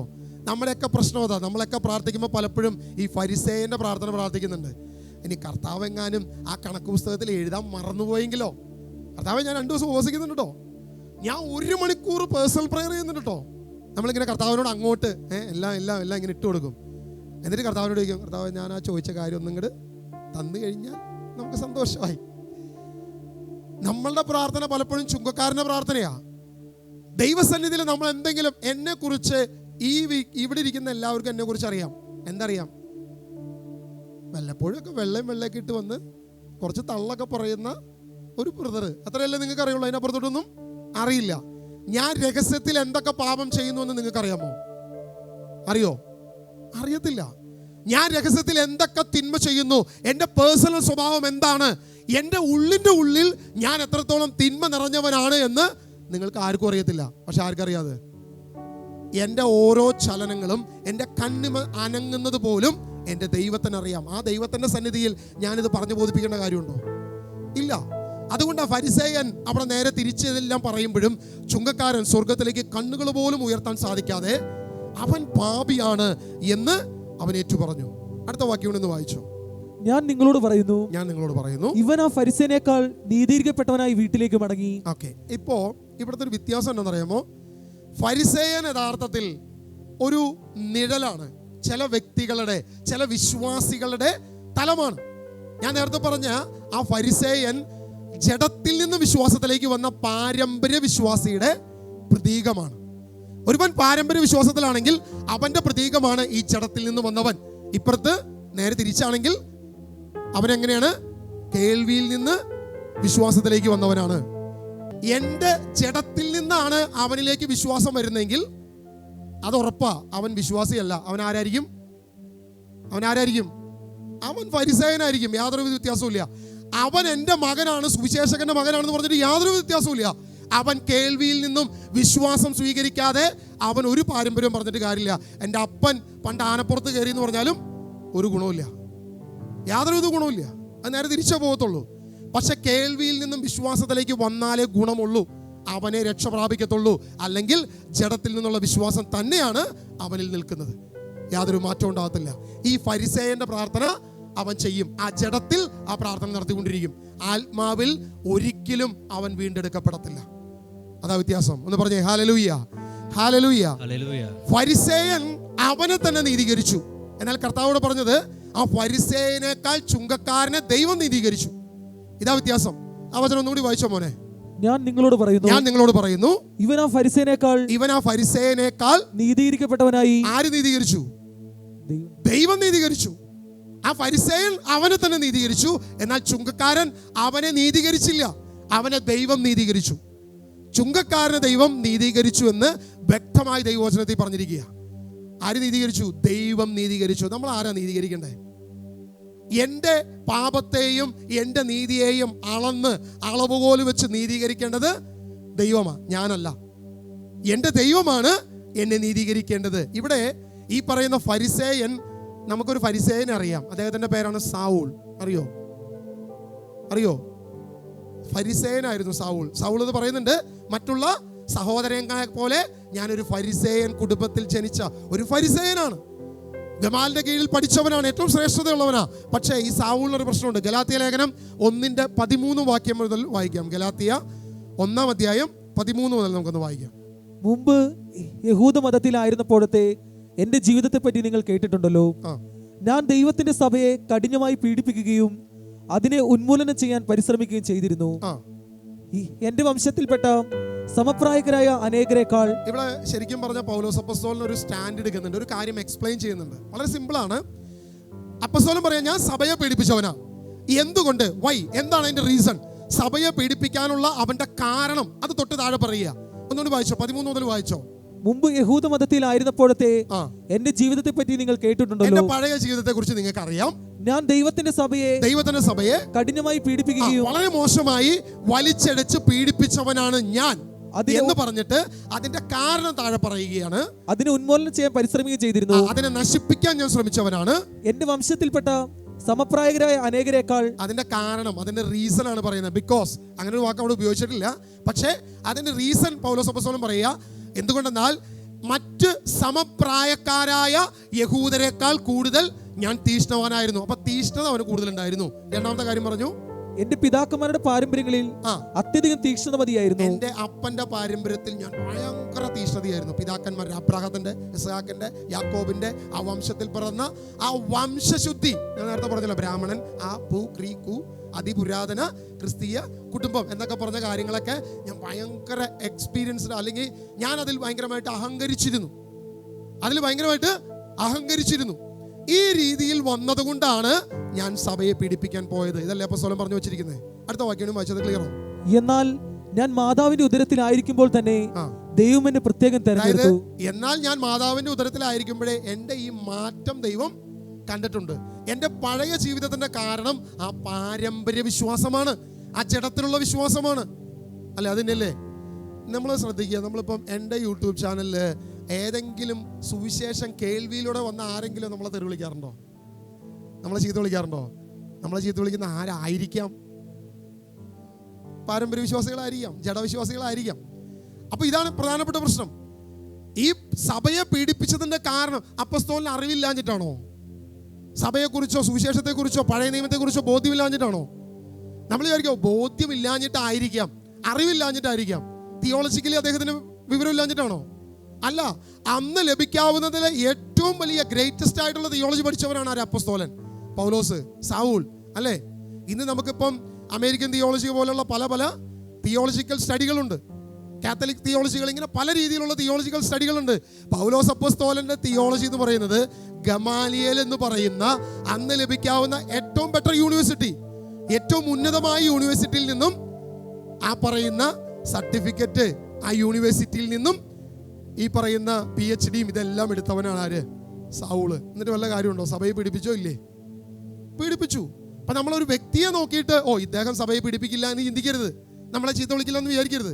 ആ വ്യക്തിയുടെ അറിവോ പാരമ്പര്യമോ തിയോളജിക്കൽ സ്റ്റഡിയോ ഇതൊന്നും ഒരു പ്രശ്നമല്ല, അവനും സഭയെ പീഡിപ്പിക്കും. ഇനി തീഷ്ണതയ്ക്ക് വല്ല കുറവുണ്ടോ പൗലോസ് അപ്പോസ്തലന്? വല്ല കുറവുണ്ടോ? തീഷ്ണത ഉള്ളത് കൊണ്ടാണ് സഭയെ പീഡിപ്പിച്ചത്. അത് വ്യക്തമായിട്ട് പറയുന്നത് അപ്പോസ്തലൻ തന്നെ പറഞ്ഞു, മറ്റ് സഹോദരങ്ങളെക്കാൾ തീഷ്ണതയുള്ളവനാ. നമ്മളിപ്പം സുവിശേഷം പ്രസംഗിക്കാൻ പറഞ്ഞ എത്ര പേർക്ക് കൂടെ തീഷ്ണതയുണ്ട്? ഒന്ന് കരമുയർത്തേ. സുവിശേഷം എവിടെയും സാഹചര്യം അനുകൂലമായാലും പ്രതികൂലമായാലും ഞാൻ സുവിശേഷം പ്രസംഗിക്കും എന്ന് ഉറപ്പുള്ളൊരുന്ന് കൈവയ്ക്കി. 1-2 കൈ ചാടി പൊന്തിട്ട് മക്കയിൽ പോയി സുവിശേഷം പറയാൻ പറ്റുമോ? ജയമൻ ചേട്ടാ പറ്റുമോ? മദീനയിൽ പോയിട്ടൊന്ന് സുവിശേഷം പറയാൻ പറ്റുമോ? കൈ ഉയർത്താൻ മാത്രമോ? തീഷ്ണതയൊക്കെ ഉണ്ടാവും. പക്ഷേ എന്നോട് ചോദിച്ചാൽ ഞാനൊന്ന് ചിന്തിക്കും, പോണോ കർത്താവ്, 2 പിള്ളേര് ഒന്നും പറക്കം വിറ്റിട്ടില്ല, ഇപ്പൊ തന്നെ പോണോ എന്നുള്ളൊരു ചിന്ത എൻ്റെ ഉള്ളിലും വരും, സ്വാഭാവികമായിട്ടും വരും എന്ന് പറഞ്ഞേ. Hallelujah, hallelujah. പൗലോസ് അപ്പോസ്തലനോട് അവിടെ പോയി പറയാൻ പറഞ്ഞാലും പറയും, കാരണം തീഷ്ണത അത്രയും ശക്തമാണ്. അപ്പോസ്തലൻ ആദ്യം സുവിശേഷം പറഞ്ഞ മുഴുവൻ സിനഗോഗിലാ, കൊല്ലാൻ നിൽക്കുന്നവരുടെ മുമ്പിലാ, വിജാതിയരുടെ ഇടയിലാ. എഫേസിയറിൽ ചെന്നിട്ട് അവിടെ ഉണ്ടായിരുന്ന വിഗ്രഹങ്ങൾ നിറഞ്ഞു നിൽക്കുന്ന കണ്ടിട്ട് അഡ്ജസ്റ്റ് ചെയ്ത് സുവിശേഷം പറഞ്ഞേക്കാം, മുണ്ടണ്ട എന്ന് വിചാരിച്ചിട്ട് പൗലോസ് അപ്പോസ്തലൻ പറഞ്ഞോ? ഇല്ല, വിഗ്രഹങ്ങൾക്കെതിരെ ശക്തമായി പറഞ്ഞു. ഗോവയിൽ പോയി മദ്യത്തിനെതിരെ സുവിശേഷം പറഞ്ഞ എങ്ങനെയുണ്ടാവും? ഗോവയിൽ പോയിട്ട് മദ്യത്തിനെതിരെ പറഞ്ഞു കഴിഞ്ഞാൽ എങ്ങനെയുണ്ടാവും? ഇതിനേക്കാൾ ശക്തമായിട്ടാണ് അപ്പോസ്തലൻ പറയുന്നത്. യാതൊരുവിധ കോംപ്രമൈസും ഇല്ല. പക്ഷെ അതേ സൗൾ അതേ തീഷ്ണതയിൽ നിൽക്കുമ്പോൾ സഭയെ പീഡിപ്പിച്ചു. അപ്പൊ അവന്റെ പഠനം, അവന്റെ തിയോളജി, അവൻ പഠിച്ച യൂണിവേഴ്സിറ്റി, അവന്റെ തീഷ്ണത ഇതൊന്നും പ്രശ്നമല്ല, സഭയെ പീഡിപ്പിക്കുക തന്നെ ചെയ്യും. അവന്റെ പഠനമൊന്നുമല്ല, അല്ലെങ്കിൽ അവൻ അതിപുരാതന ക്രിസ്ത്യാനിയാണോ, ഇങ്ങനെ ഏത് കാറ്റഗറി ഒന്നും പ്രശ്നമല്ല. വിശ്വാസം ജഡത്തിലാണെങ്കിൽ, ആത്മാവിൽ അവൻ വീണ്ടെടുക്കപ്പെട്ടവനല്ലെങ്കിൽ അവൻ എന്നും അന്നും ഇന്നും എന്നും സഭയ്ക്കെതിരെയായിരിക്കും നിൽക്കുന്നത്. എന്ന് പറഞ്ഞേ ഹല്ലേലൂയ, ഹല്ലേലൂയ, യേശുവേ ആരാധന. ഇതിന്റെ കാരണം വ്യക്തമായിട്ട് വിശ്വാസിയുടെ പിതാവിനെ വെച്ചിട്ടാണ് പൗലോസ് അപ്പോസ്തലൻ അതിന് ഉദാഹരണം പറയുന്നത്. സ്വന്തം ജീവിതം അപ്പോസ്തലൻ എടുത്തു വെക്കുന്നത്. വിശ്വാസിയുടെ പിതാവ് ആരാണ്? അബ്രഹാമാണ് വിശ്വാസിയുടെ പിതാവ്. അബ്രഹാമിന് എത്ര മക്കളുണ്ട്? മക്കൾ കുറേയുണ്ട്. പ്രധാനപ്പെട്ട 2 മക്കളാണ് അല്ലേ? ആരൊക്കെയാണ്? ഇസ്ഹാക്കും ഇസ്മായിലും. ഇത് 2ഉം അബ്രഹാമിൽ തന്നെയാണ്. വിശ്വാസിയുടെ പിതാവായ ഇത് 2ഉം ഇറങ്ങിപ്പോന്നതിന് ശേഷമല്ലേ ദൈവത്തിന്റെ വാക്ക് കേട്ട് 75-ാം വയസ്സിന്റെ വാക്തത്വം സ്വീകരിച്ചതിന് ശേഷമല്ലേ 2 ഇറങ്ങിപ്പോന്നത്? അല്ലാതെ മാറ്റമൊന്നുമില്ലല്ലോ.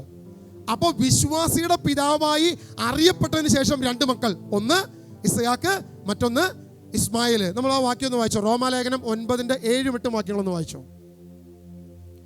പെട്ടെന്ന് വായിച്ചോ. റോമാലേഖനം 9-ാം അധ്യായം 7-8 വാക്യം. അബ്രാഹത്തിന്റെ സന്തതി ആയതുകൊണ്ട് അവരെല്ലാവരും മക്കളായിരിക്കണമെന്നില്ല, ഇസ്ഹാക്ക് വഴിയുള്ളവരായിരിക്കും നിന്റെ സന്തതികളെ അറിയപ്പെടുക. അതായത് വംശമുറയ്ക്കുള്ള മക്കളല്ല, ദൈവത്തിന്റെ മക്കൾ. അതായത് ജഡത്തിന്ന് വന്നതല്ല, അതിന്റെ അപ്പം ക്രിസ്ത്യാനിയാണെന്നുള്ളതല്ല, അതിന്റെ അപ്പാപ്പൻ വലിയപ്പൻ കൊച്ചപ്പൻ ക്രിസ്ത്യാനിയാണെന്നുള്ളതല്ല ഇവിടുത്തെ പ്രശ്നം. വംശമുറ ഇവിടെ ഒരു കാര്യമേ അല്ല എന്ന് വ്യക്തമായ അപ്പോസ്തലൻ പറയുകയാണ്. കാരണം വിശ്വാസത്തിന്റെ പിതാവായ അബ്രഹാമിന് 2 പുത്രന്മാർ. ഇവർ 2 പേരും വിശ്വാസികളാണോ? അല്ല. അത് വ്യക്തമായിട്ട് ഒന്നുകൂടി വായിച്ചോ മോനെ, ആ വാക്യം ഒന്നുകൂടി വായിച്ചോ. അബ്രാഹത്തിന്റെ സന്തതി ആയതുകൊണ്ട് അവരെല്ലാവരും മക്കളായിരിക്കണമെന്നില്ല. നിങ്ങൾ അങ്ങനെ തെറ്റിദ്ധരിക്കരുത്. കാര്യം അബ്രഹാമിന്റെ സന്തതിയൊക്കെ ആയിരിക്കും എന്ന് കരുതി ഇവന്മാർ 2 പേരും വിശ്വാസികളല്ല എന്ന് പറയുകയാണ്. എന്നിട്ട് താഴോട്ട് പറയാണ്, ഇസ്ഹാക്ക് വഴിയുള്ളവരായിരിക്കും നിന്റെ സന്തതികളായി അറിയപ്പെടുക. അതിന്റെ കാരണവും പറയുന്നുണ്ട്. അതായത് വംശമുറയ്ക്കുള്ള മക്കളല്ല, വംശമുറയല്ല, ജഡപ്രകാരമല്ല, പാരമ്പര്യമല്ല, പകരം വാഗ്ദാനമാണ് സ്വീകരിക്കേണ്ടത്. വാഗ്ദാനം മുറയ്ക്ക് വരണം. വിശ്വാസം കേൾവിയിൽ നിന്ന് വരണം. അല്ലാതെ അപ്പം ക്രിസ്ത്യാനിയാണ്, അപ്പം ഏതൊക്കെ തലം വെച്ചോ, എന്തൊക്കെ വെച്ചിട്ടും കാര്യമൊന്നുമില്ല. 1,00,000 വിശ്വാസികളെ വിശ്വാസത്തിലേക്ക് കൊണ്ടുവന്നവനാണ് അപ്പൻ എന്ന് വെച്ചിട്ട് മകൻ വിശ്വാസിയാകണം എന്നുള്ള നിർബന്ധമുണ്ടോ? ഒരു നിർബന്ധമില്ല. മക്കൾ രക്ഷപ്പെടണമെന്നും വലിയ നിർബന്ധമൊന്നുമില്ല. മക്കൾ അവിടെ നശിച്ചു പോകാം, യാതൊരുവിധ ഉറപ്പില്ല. കാരണം അവിടെ നമ്മൾ കൊടുത്തിരിക്കുന്ന വിശ്വാസം എന്ന് പറയുന്നത് ജഡത്തിലാണ്. ആത്മാവിൽ ദൈവം അവനെ തൊടണം. എന്ന് ആത്മാവ് അവനെ തുടർന്നോ, ദൈവത്തിന്റെ ശക്തി അവനിലേക്ക് വരുന്നോ, വിശ്വാസം അവനിലേക്ക് വരുന്നോ, അവിടെ മാത്രമേ അവൻ യഥാർത്ഥ വിശ്വാസിയാകുന്നുള്ളൂ എന്ന് പൗലോസ് അപ്പോസ്തലൻ വ്യക്തമായിട്ട് ഇവിടെ വെക്കുക. കാരണം ഒരുവൻ വാഗ്ദാനത്തിൽ നിന്നും, മറ്റൊന്ന് ജഡത്തിൽ നിന്നും. അബ്രഹാമിന്റെ മകനായ ഇസഹാക്ക് മാത്രമാണ് വാഗ്ദത്തം. എന്നാൽ ഇസ്മായിലിൽ നിന്ന് വരുന്ന താഴോട്ടുള്ള സന്തതി വാഗ്ദത്തത്തിലല്ല, അത് ശരീരത്തിൽ നിന്നാണ് എന്ന് വ്യക്തമായിട്ട് പറയുന്നു. ഗലാത്യ ലേഖനം അതിന്റെ 4-ാം അധ്യായം 22 മുതൽ വാക്യങ്ങൾ വായിക്കാം. എന്തെന്നാൽ, നിങ്ങൾ ആ വചനം ഒന്ന് എടുക്കാം എല്ലാവരും. ഗലാത്യ ലേഖനം നിങ്ങൾ ഇവിടെ ഒന്ന് വായിക്കുകയാണെങ്കിൽ നിങ്ങൾക്ക് മനസ്സിലാവും. അല്ല, ഞാൻ ഇവിടുന്ന് പറയും, നിങ്ങൾ വെറുതെ കേട്ടുപോകും. വായിച്ചോ. എന്തെന്നാൽ ഇപ്രകാരം എഴുതപ്പെട്ടിരിക്കുന്നു, അബ്രാഹത്തിന് 2 പുത്രന്മാരുണ്ടായിരുന്നു. 22 മുതൽ കേട്ടോ, 22 മുതൽ.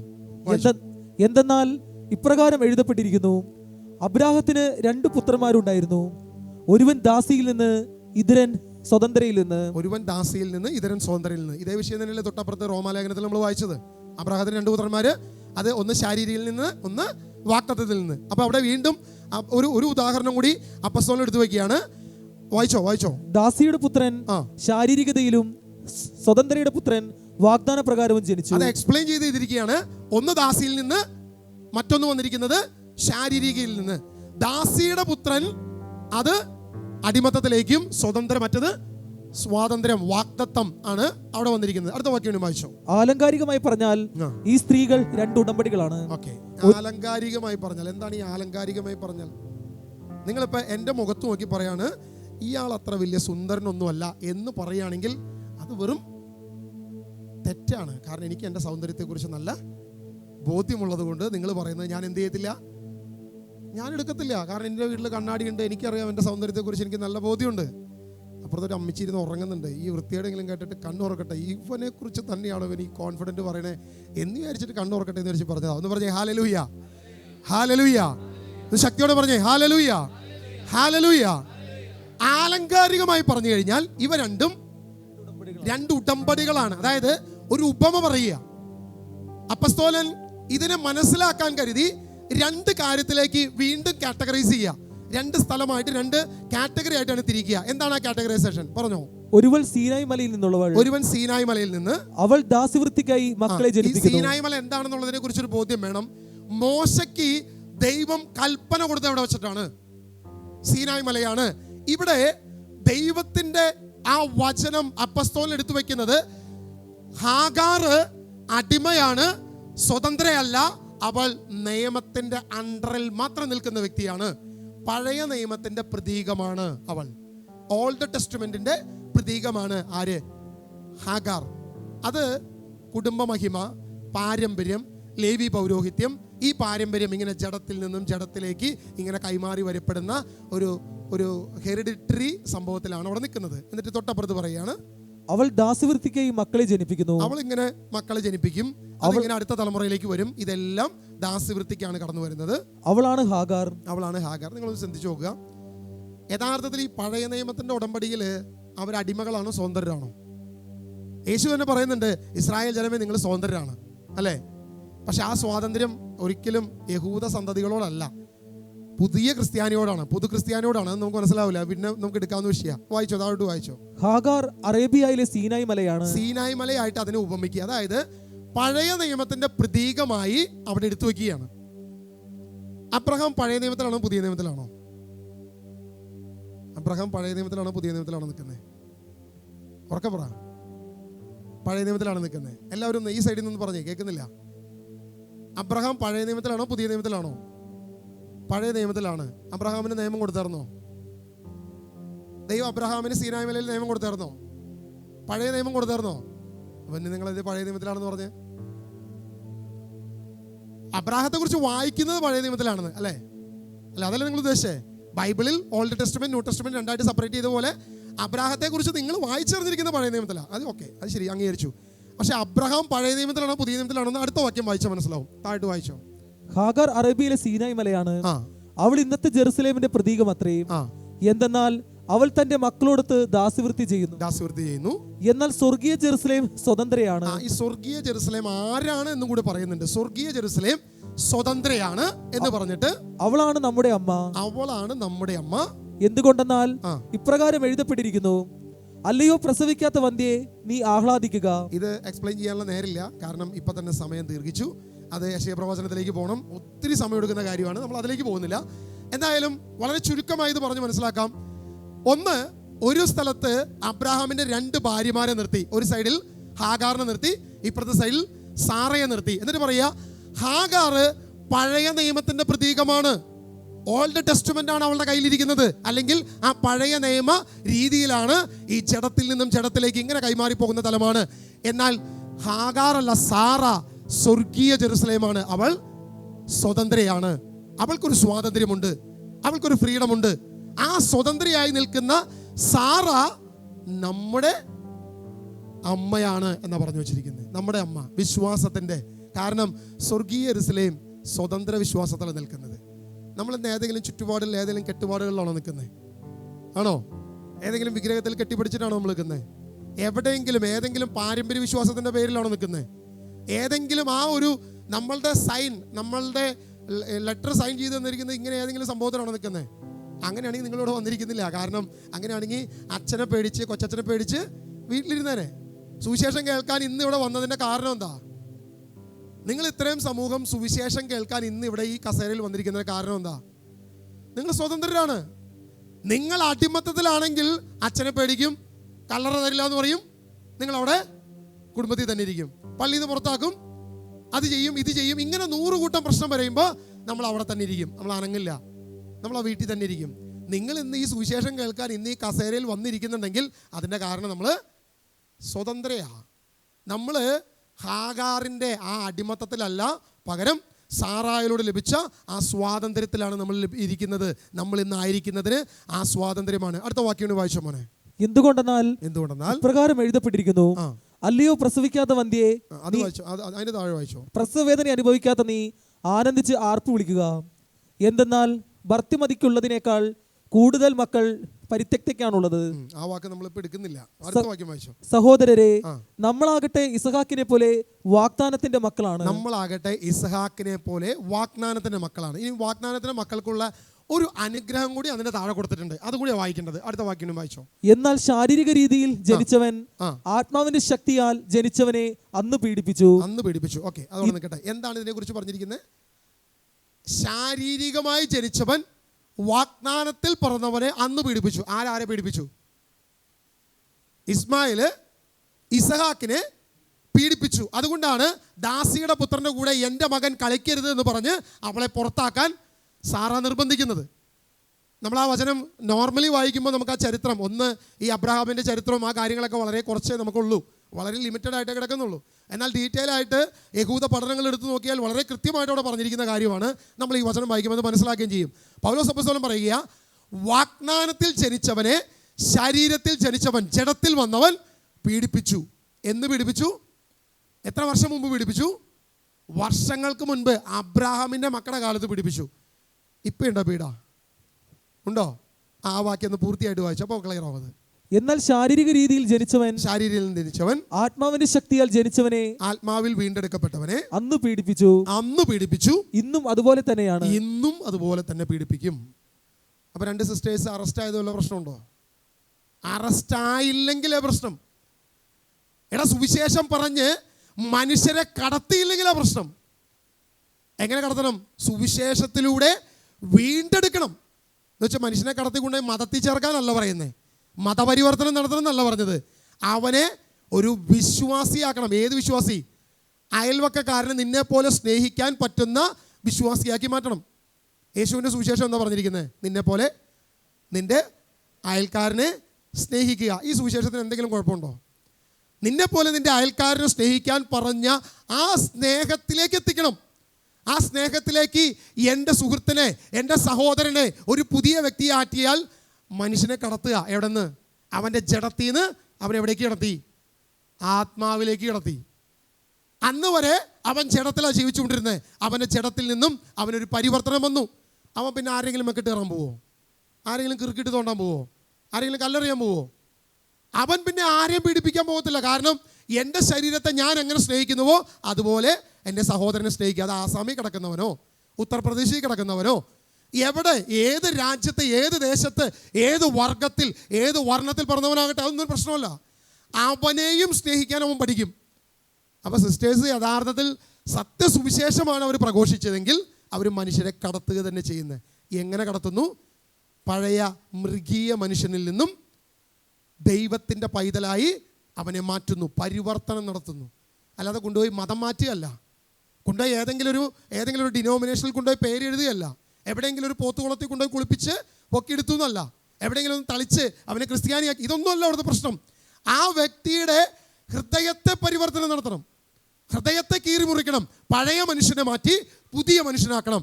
സാവൂളിനെ മാറി പൗലോസായി മാറണം, പഴയ പാരമ്പര്യം മാറി പുതിയ ക്രിസ്ത്യാനിയായി മാറണം. അല്ലെങ്കിൽ ക്രിസ്തുവിൻ്റെ അനുയായി എന്ന് പറയുന്നത് നമ്മൾ വിചാരിക്കുന്ന പോലെ കത്തോലിക്കനാണോ ക്രിസ്തുവിൻ്റെ അനുയായി? ആണോ? യാക്കോബായക്കാരനാണോ ക്രിസ്തുവിൻ്റെ അനുയായി? ഓർത്തഡോക്സുകാരനാണോ ക്രിസ്തുവിൻ്റെ അനുയായി? ഇനി പെന്തക്കോസ്തക്കാർക്ക് വിഷമം വേണ്ട, അവരാണോ ക്രിസ്തുവിൻ്റെ അനുയായി? അല്ല. ക്രിസ്തുവിനെ സ്നേഹിക്കുകയും ക്രിസ്തുവിൻ്റെ പാരമ്പര്യത്തെ പിന്തുടരുന്നവനുമാകണം. എന്താ യേശുവിൻ്റെ പാരമ്പര്യം? ഇവർ ചെയ്യുന്നത് എന്തെന്ന് ഇവരറിയുന്നില്ല, ഇവരോട് ക്ഷമിക്കണമേ എന്ന് പറയാൻ പറ്റണം. എന്നെ ദ്രോഹിച്ചവരെ, എന്നെ പീഡിപ്പിച്ചവരെ, എനിക്കെതിരെ കൈ ഉയർത്തി, ആ സിസ്റ്റേഴ്സിൻ്റെ മുഖത്ത് നോക്കി അടിക്കാൻ നിൽക്കുന്ന വീഡിയോ നിങ്ങൾ ശ്രദ്ധിച്ചോ? ഒരു സ്ത്രീ ഭയങ്കരമായി ആക്രോശിച്ച് നീ വാ തുറക്കടി എന്നൊക്കെ പറഞ്ഞ് ഭയങ്കര മോശമായ വാക്കുകൾ പറയുമ്പോഴും അവർ വളരെ കൂളായിട്ട്, വളരെ സിമ്പിളായിട്ട് ഇങ്ങനെ നിൽക്കുക. കാരണം എന്നാ? ക്രിസ്തുവിൻ്റെ സ്നേഹമാണ് അവരുടെ ഉള്ളിലുള്ളത്. യേശുവിൻ്റെ സ്നേഹം അവരുടെ ഉള്ളിലുള്ളപ്പോൾ തിരിച്ചാക്രോശിക്കേണ്ട കാര്യമില്ല, തിരിച്ചൊച്ചെടുക്കേണ്ട കാര്യമില്ല. നാളെ ഒരു പക്ഷേ ഈ സ്നേഹത്തിൽ ഈ രീതിയിൽ പോയാൽ ഈ പറയുന്ന സ്ഥലം മുഴുവൻ ക്രിസ്തീയമായി അല്ലെങ്കിൽ ക്രിസ്തുവിനെ അറിയുന്നവരായി മാറും. യേശുവിനെ സ്വീകരിക്കും, യേശുവിനെ അനുഭവിക്കുന്ന തരത്തിലേക്ക് ആ പറയുന്ന സ്ത്രീ പോലും മാനസാന്തരപ്പെടും. അങ്ങനെ ഒരു ചരിത്രമുണ്ട് ക്രിസ്ത്യാനിക്ക്, ഇല്ലേ? അങ്ങനെ ഒരു ചരിത്രമില്ലേ? ക്രിസ്തീയ സുവിശേഷകരെ കൊന്നവര് എത്രയോ പേര് ക്രിസ്ത്യാനി ആയിരിക്കുന്നു പിന്നീട്. സുവിശേഷകരെ പച്ചയ്ക്ക് ചുട്ടുകൊന്നവരും വടിവാളുകൊണ്ട് വെട്ടിക്കൊന്നവരും കത്തിച്ചു കൊന്നവരും ഇങ്ങനെ പല രീതിയിൽ പീഡിപ്പിച്ചവർ പിന്നീട് ക്രിസ്തീയരായി അല്ലെങ്കിൽ ക്രിസ്തുവിൻ്റെ അനുയായി മാറിയത് എത്ര സുവിശേഷം, എത്ര സാക്ഷ്യം നമ്മുടെ മുമ്പിൽ കിടക്കുന്നു. നമ്മൾ യഥാർത്ഥ സുവിശേഷം, യഥാർത്ഥ മനുഷ്യക്കടത്ത് നടത്തണം എന്ന് പറയുന്നത്. ആ മനുഷ്യക്കടത്ത് നമ്മൾ വിചാരിക്കുന്ന പോലെ മനുഷ്യരെ കടത്തിക്കൊണ്ടുപോയി എവിടെയെങ്കിലും കൊണ്ടുപോയി അടിമയാക്കാനല്ല കർത്താവ് പറഞ്ഞിരിക്കുന്നത്.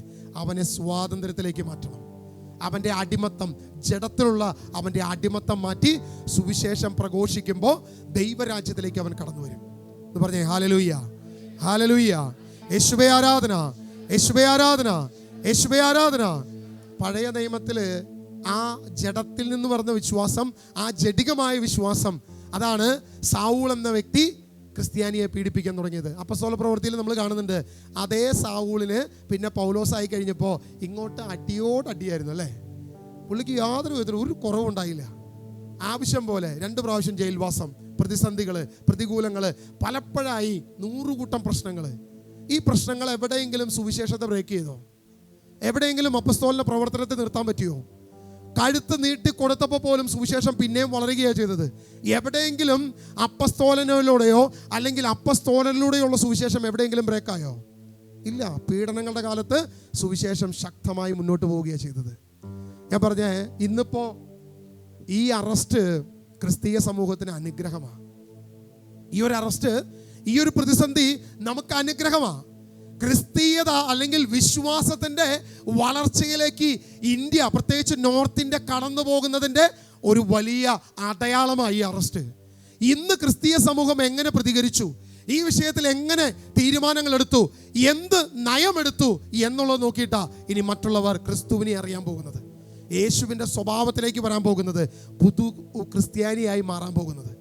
ഇന്നലെ വരെ പലവിധ ജഡത്തിലായിരുന്നുവെങ്കിൽ, പലവിധ അടിമത്തത്തിലായിരുന്നുവെങ്കിൽ, ഹാഗാറിൻ്റെ പിൻഗാമി ആയിരുന്നുവെങ്കിൽ, നാളെ മുതൽ ഇതാ അവർ സാറായുടെ പിൻഗാമിയായി സ്വർഗീയ യെരുശലേമായി അവർ മാറാൻ പോവുകയാണ്.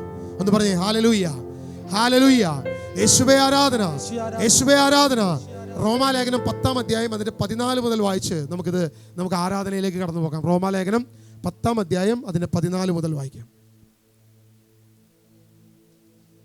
എന്നാൽ തങ്ങൾ വിശ്വസിച്ചിട്ടില്ലാത്ത ഒരുവനെ അവർ എങ്ങനെ വിളിച്ചപേക്ഷിക്കും?